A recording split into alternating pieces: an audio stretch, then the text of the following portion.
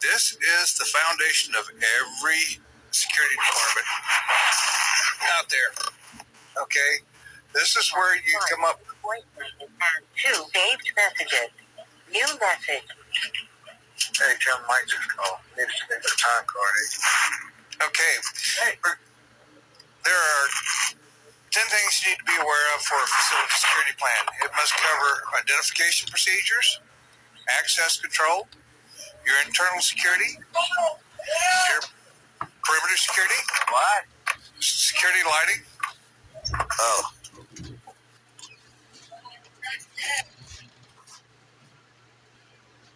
Is there a fist fight going on out there? Okay. It also is where you define your security alarms, video surveillance, and what type of communications you're going to have for your facility. It outlines the training and security force awareness. Okay. All right. Push the button. Security plan format, how you're going to format your security plan and your response procedures, how you're going to conduct your annual reviews, and how you're going to conduct your physical security surveys. Let's jump right into number one on the hit parade.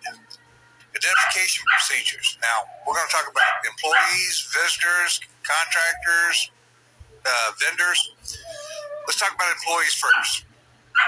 Each employee should have an employee or / union photo ID. It tells you who they are. It's got some kind of identification information on it, preferably with a color photograph. It must be presented upon request. We require that you wear it above the waistline and fully exposed while you're in the facility. You know, usually on a lanyard or on a lapel clip or on a pocket clip somewhere. Should be color-coded.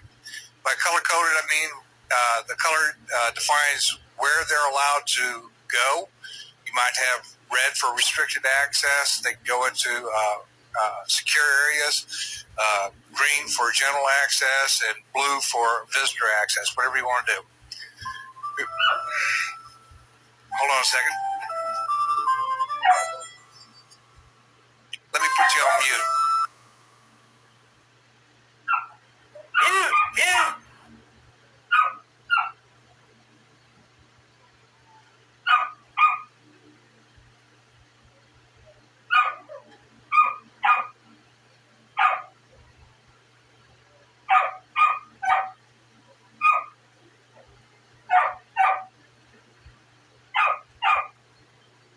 Sorry about that. Fearless leader. Okay, where was I? Color-coded background checks. Before you issue an employee or union ID card, you need to have done your background checks. We talked about that in investigations. They should be cleared to work, and they should be told where they're allowed to go with their ID cards. Should be renewed on an annual basis. For contractors, they generally issue for the term of the contract. For visitors, it's for a term, meaning they're only allowed to be in the building for a specific day and time. For contracted, for regular employees, you should have anywhere from 1 to 3 years. They should have to get new ID cards. Okay. They should be laminated to keep from being tampered with. Should be serialized. Okay. And you must maintain a log of which ID cards are issued, especially for visitor IDs. A lot of people will issue a visitor ID and forget to get it back. So whenever you sign one out, make sure you get it back. Okay? All right, where are we at? Identification procedures. Vendors, contractors, vessel pilots, if you happen to have waterfront facilities. Okay? Before you issue them a visitor's pass, they must show a valid photo ID, must be some way of verifying that they belong there. Okay, you should have an access list for your vendors, your contractors, and stuff like that. There it is right there, access list. Truck drivers and passengers, they should also have a valid photo ID, government ID, not just one that's made up at home. and have a verification process. Now, I don't know if y'all have been following the new way of stealing from out in California, but they are setting up false, what do they call them? Freight forwarding offices, and they are sending trucks out to collect nuts. And by nuts, I mean like cashews, pecans, whatever else, almonds. These thefts, a truckload of these can fetch anywhere from $40,000 to $200,000 a truckload, depending on the nut. Okay, and what they're doing is they're forwarding freight bills out to the farms, and this guy shows up and loads up the truck, and it never goes to where they say they're going. They're selling it on the black market. So with truck drivers, you and passengers, you must ask for a valid photo ID. Have the freight forwarder send you a copy of their ID straight to you, so that you can verify the truck driver that shows up is the same truck driver that is supposed to be picking it up. Okay? And visitors and other categories. Okay? They should also have a valid photo ID, driver's license, passport. They must have a reason for being there, verify they're visiting somebody and who's going to escort them. And it has to be scheduled in advance.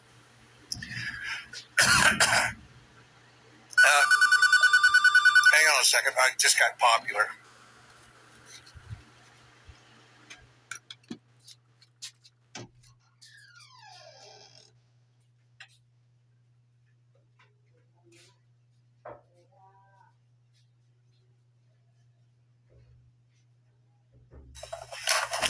Okay. Visitors should be scheduled in advance. They should be on an access log for a visitor's access log. And that log should say who they are and who they're visiting and what time they're showing up and the expected duration of their visit. For government employees, valid government ID should be given access to complete official visits, inspections. Now, in some facilities, even if you're working for the same agency, you may have to escort them if they're from another part, depending on the security clearance and the security levels they're going to be visiting. So that must be in the log as well. Moving on, access control.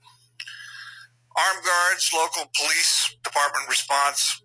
Okay, when we set up our access control, we want to define where people are going to be coming into our facility, where they're driving on, where they're walking in, where they can go, and and the procedures for getting them checked into the facility.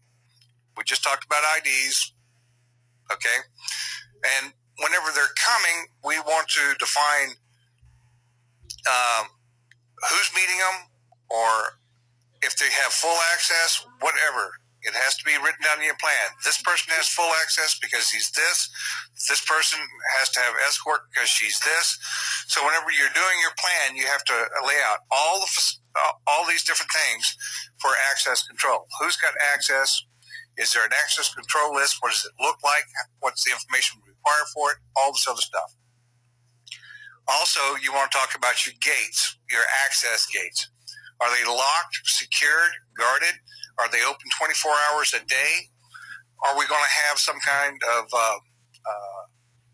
bollard system or vehicle barrier system installed at the gates? When are they going to be deployed? How will they be deployed? Things of this nature. That's all part of your facility security plan. Whenever you're expecting deliveries, they must be scheduled in advance, and you have to post it that they are subject to search.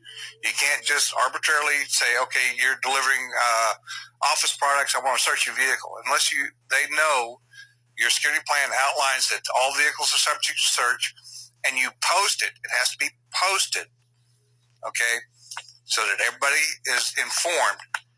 Do the search.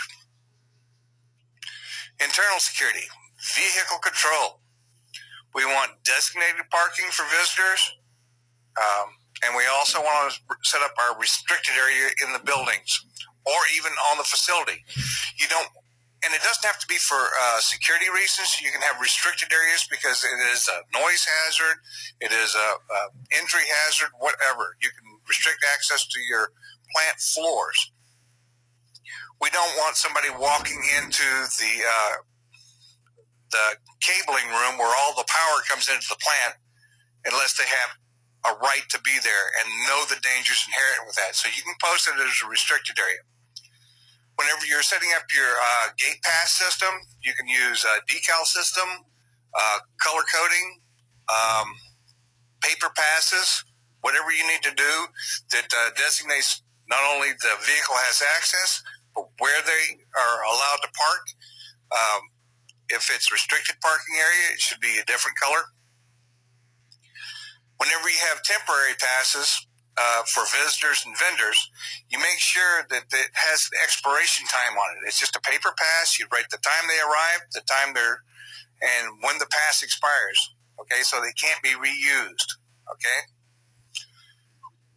Rail security. If you have rail gates, let's say you have a train line that runs through your facility, you need to work closely with the railroad to understand the schedule so you can open and close the gates so you can close your perimeter. A lot of facilities have train delivery yards on the facility, so this has to be worked out. Usually they're not main lines, they're shunt lines, so you're expecting them in advance. Whenever they're not there or you don't need them open, you lock the gates. Internal security. First thing you want to talk about is how you gain access, physically access.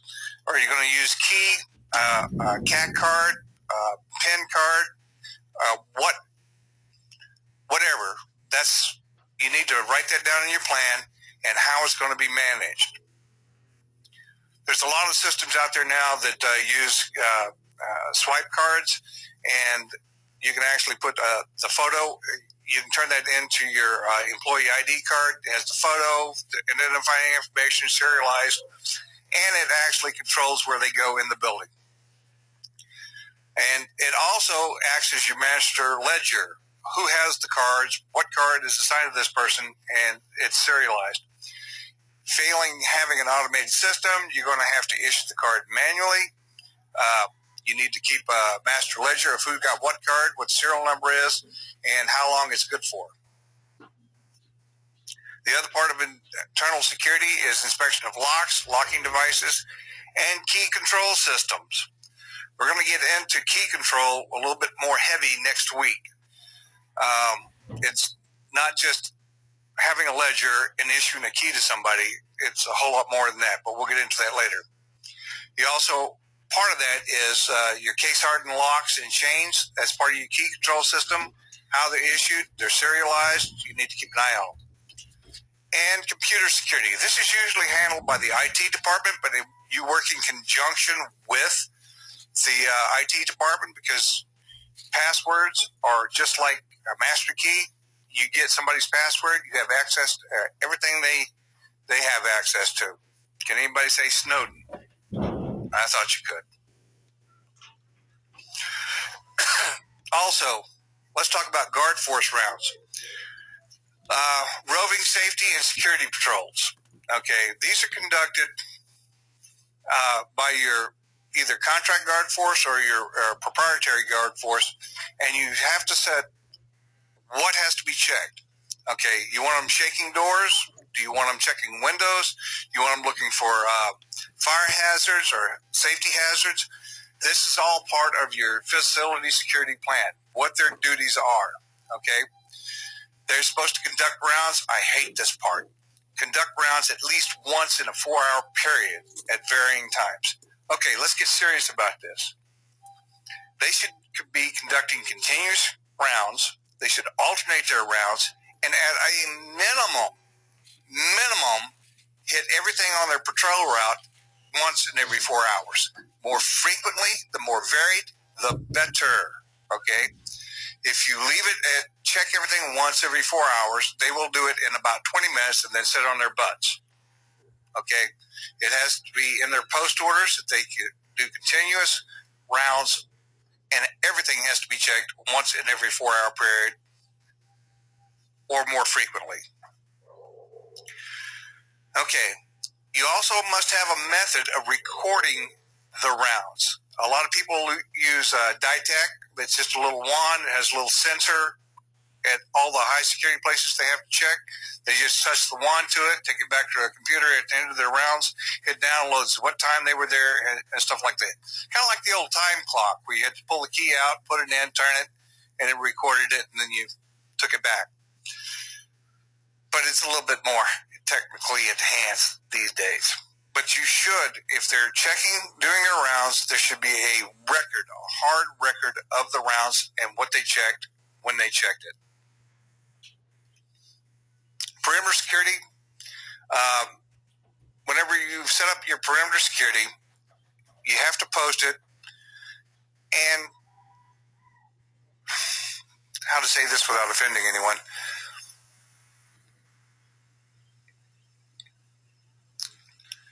No, sorry, I can't figure out how to not offend people. Okay, you have to keep the bad guys out. Okay, you have to tell them that what the penalties are if they violate your restricted areas.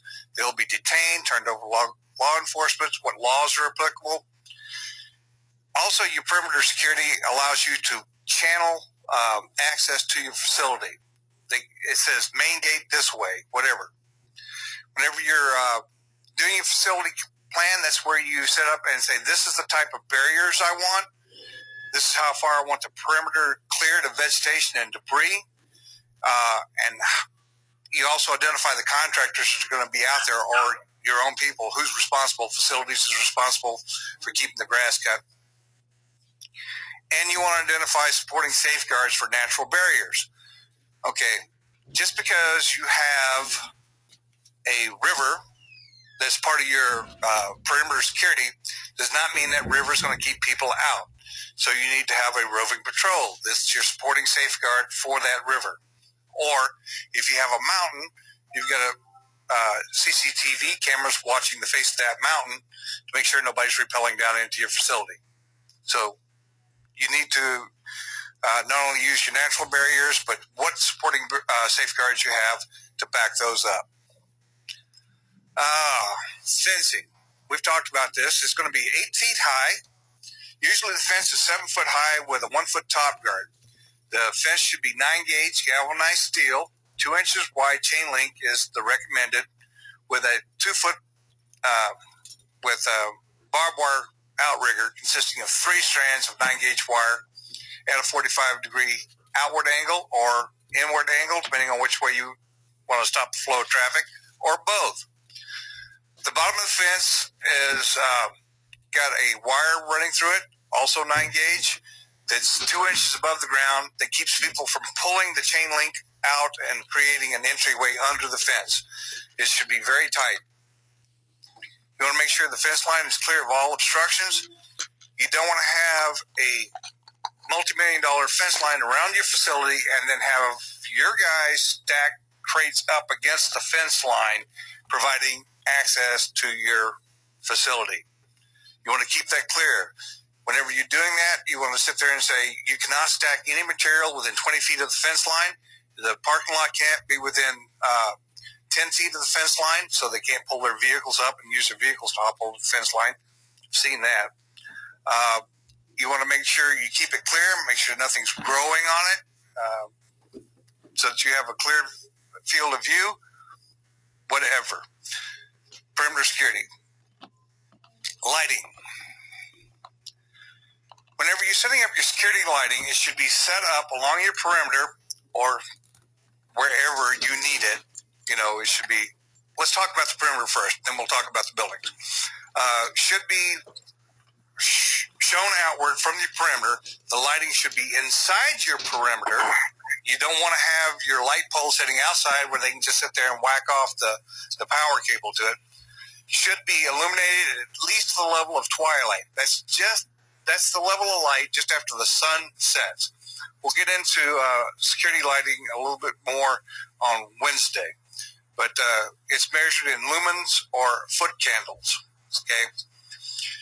You want to use updated lighting technology such as high pressure sodium or mercury vapor, metal halide, whatever meets your needs. Okay. It's directed downward, away from guards. Why do we want it away from guards? Okay. We don't want to backlight our guard force. We don't want them to be a target. Okay. It should be away from guards, offices. It should be away from navigable waterways. And it should produce high contrast with very, very few shadows. It should be overlapping. Okay. So that you can watch any approach to your perimeter. Okay, this is where we get to design our integrated security system. We're going to talk about what kind of alarms we're going to put on the fence. We're going to talk about the kind of sensors around the building. We're going to talk about our video cameras. We're going to do infrared. We're going to do color. This is your wish list come true. We're going to design our intrusion detection systems. We're going to have our control and switching systems in restricted access areas. And we're going to set it up so that our response time working with our guard force is no more than 5 minutes. Okay? That's pretty good. I don't have a problem with a 5-minute response plan. Security alarms, video surveillance communication system, CCTV, placed at main entrance exits and in high-risk, high-value cargo areas. If you have a shipping facility, you want to put cameras inside and outside. You want to watch the approach to the shipping facility, and you want to keep an eye on the cargo that's sitting in there. Okay? This should be a point. This should be recorded for up to 96 hours. You should have a capacity to record all CCTV inputs for 96 hours. That means it records and holds before it records over. Okay.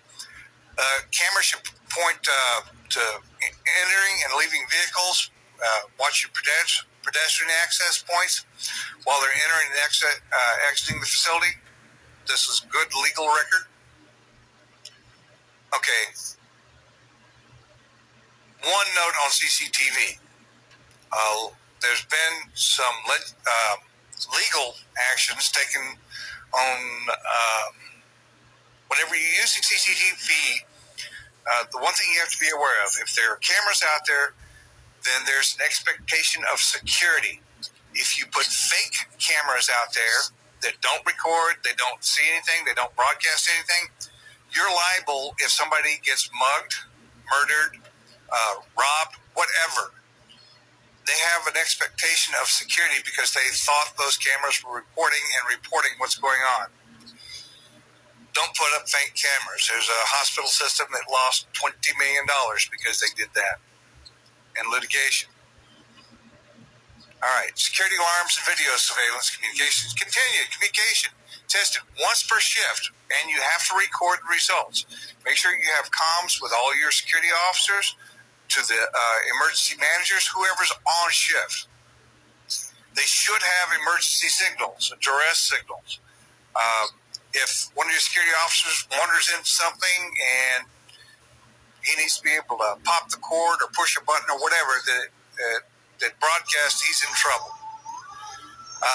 They should have adequate backup emergency power, meaning that if you're using handheld radios, the batteries must have a operating life 20% higher than the shift they're going to be working on. Okay? If you're using a base station, you should have dedicated emergency security backup power. You have to conduct training on using communications. Okay? You can't just use it like a cell phone. You should have your broadcast codes that are like 10.4, 10.6, I'm on break, whatever. You should have training on that and how the equipment actually works and what is the capability of the equipment. I would encourage encrypted communications, by the way. Training and security awareness. training and qualification program for your security force. What you have to meet state requirements if you're using proprietary or contract security. Okay, doesn't matter. Every state has their own requirements for it. That's the minimum. The other things you want to train on are their law enforcement and security guidelines. You want to talk about company policies and security plan. They need to be briefed on your security plan, and they need to be briefed on the response procedures.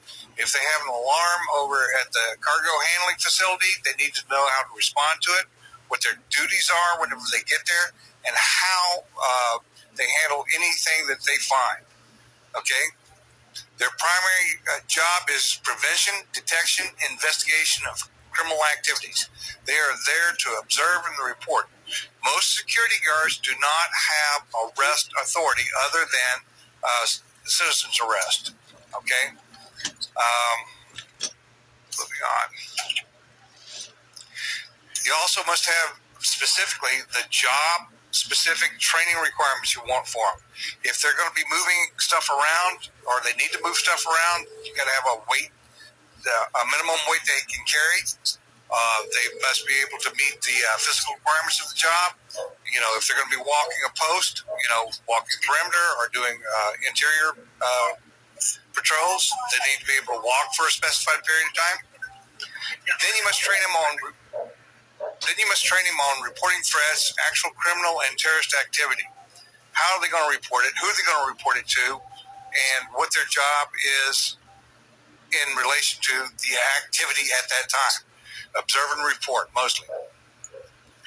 You also need to have training on communications and surveillance systems. If you're going to have everybody trained on your control center, they need to know how to operate the cameras. They need to know how to handle alarms as they come in, how to silence the alarm, what to do when the alarm goes off, all this stuff.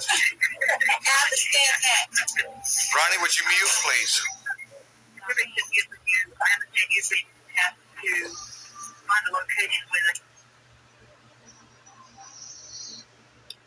Hello? Okay. Notification procedures when higher security levels are imposed, okay? You may move your security level from like level 1 to level 2, depending on your threat. You need to know, they need to be trained on, if we're normally in level 1 security posture, you know, that's a normal day of operations, but we've received a threat that somebody's going to hijack one of our trucks. We need to know what procedures are in place. These are written procedures that you're moving your security force from level 1 to level 2, and what their jobs are now if they are different from what you do in level 1. Okay? Okay. Click on that. Security plan format and response procedures. Facility plan. Everything we've talked about above has to be in your facility security plan, and it's got to be detailed. It also must designate by name the facility security officer. Now, facility security officer for us in the government is the guy that handles our clearances. In the civilian world, he is actually the chief of police for that facility. Don't confuse the two. Okay? Here we get kind of detailed. Security plan format and response procedures. Response procedure. Unauthorized personnel discovered on the facility. What is our response to that? We're going to detain them, not arrest them, escort them to security, and depending on what they were doing when we found them, we may or may not turn them over to the local police to handle. We will advise them that they are no longer allowed on the facility, issue them a letter of debarment so they can't come back on, so that the next time they come on, they are in violation of the debarment, and we can have them charged with criminal trespass. Unauthorized, illegally parked, abandoned vehicles. This is probably the facility officer's biggest headache, because in most civilian facilities, the security officer issues the parking tickets. He's responsible for all the parking. He assigns the parking, and he has to have a policy in place for whenever there's an unauthorized vehicle, illegally parked vehicle, abandoned vehicle. Tow it. Just tow it. Okay. Also, if you're working along where you get your deliveries from a pier that's adjacent to your property, you need to know what to do about unauthorized vessels mooring along. You work with the Coast Guard on that. Response procedures too. Okay, let's talk about bomb threats. We've covered bomb threats pretty thoroughly, but you got to write down your procedures for it. Who is actually going to be doing the evacuation escorts? Who's going to be in charge of the search? Each post has to have their specific jobs and a bomb threat identified, listed, and written down in post orders. Okay. And we talked about suspicious person and activity response, how they're going to respond to those. What happens if we lose power and lighting? Okay, we're going to issue them flashlights, or everybody's going out on the perimeter, whatever. If you happen to have a mail handling room and security's there, we got a suspicious package, what are the responses to that? Okay? Everything has to be written down. This is part of your security plan. Okay. You should do an annual review of your security plan, period. Look at it, make sure it's up to date. If you've had employee changes, have they met their training requirements? Right after that, you need to do your physical security survey. As soon as you review the plan, do the survey and see if they still match up from last year's survey. Have you improved conditions? Or have they gone in the toilet, depending on your budget? You got to talk about a little bit about risk management here. Risk management should be taken into account.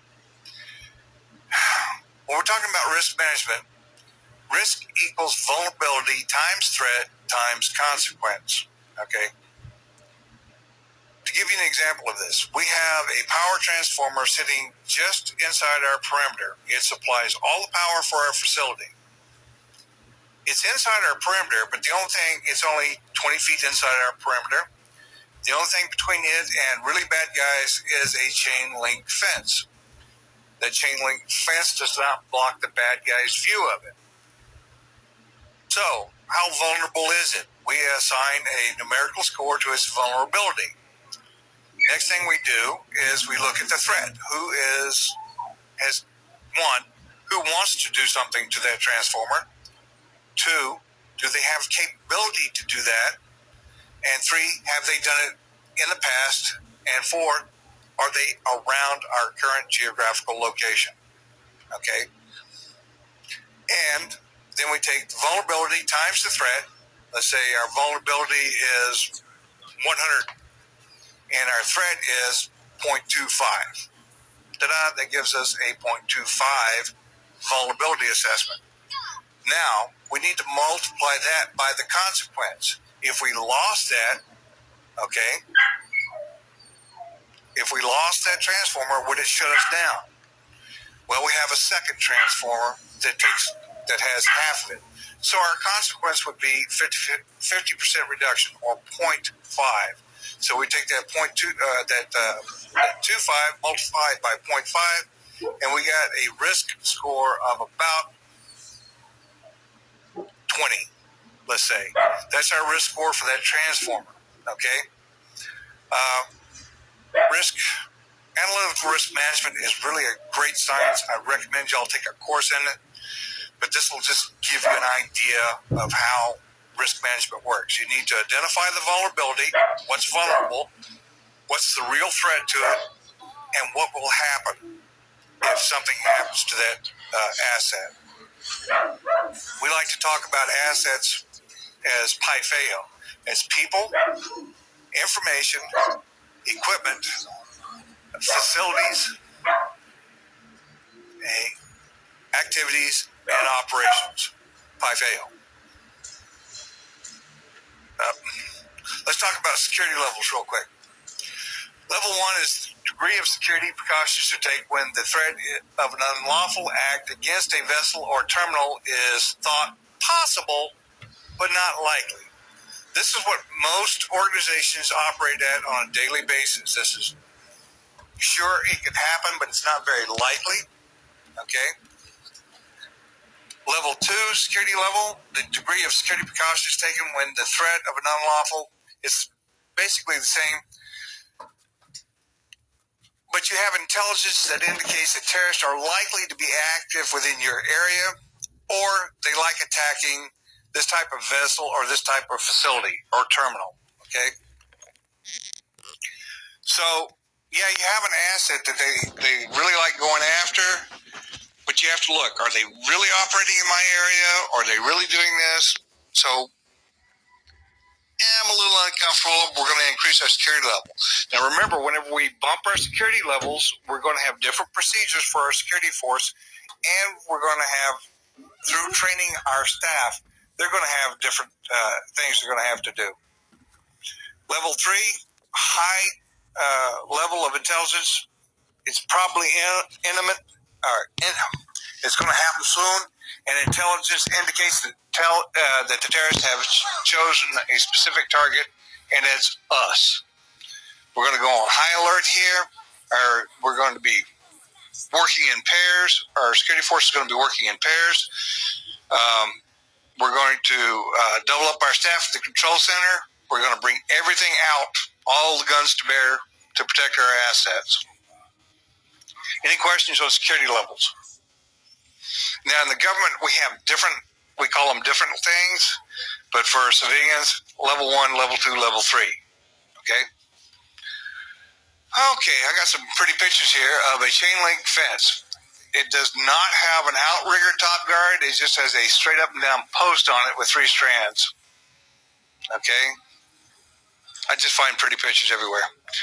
Now, I want you all to take a look at this picture. It's not the fence so much I want you to look at, but what is the problem with this picture right here as far as security professionals go? Look in the background. Height of the bushes. You've got a fence blocking your view. It's within 100 meters of your perimeter. You got trees growing in your boundary area out there. It's blocking your view. Anybody can use that as cover to get up to your tree. Very good. That was Ronnie? Yeah. It was Royce. Yeah, excellent. What's wrong with this picture? Top guard's damaged. Somebody's beat this up, and we've got this bush growing right up against our fence line, giving people access to our facility. Wow. Does anybody see the fence in there? I didn't either, but there's a fence in there. It's a barbed wire fence.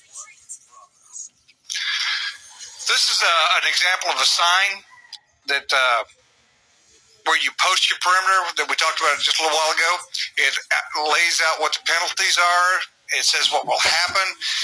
And I didn't get all of it, but down there, all vehicles are subject to search. Ta-da!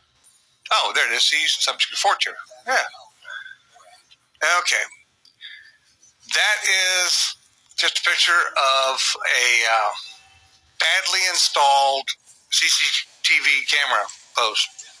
The problem with this is if y'all will look, you'll see all the cabling or the cameras run outside the post. They're not in any kind of conduit to protect them, not only from the elements, but from tampering.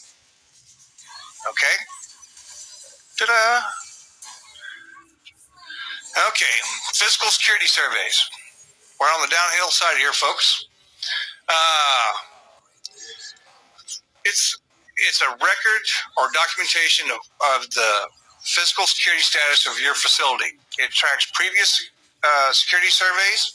It tracks recommendations you made on the previous security surveys, and it allows you to verify the milestones for improving your security recommendations. Track the milestones on those to see where you're at.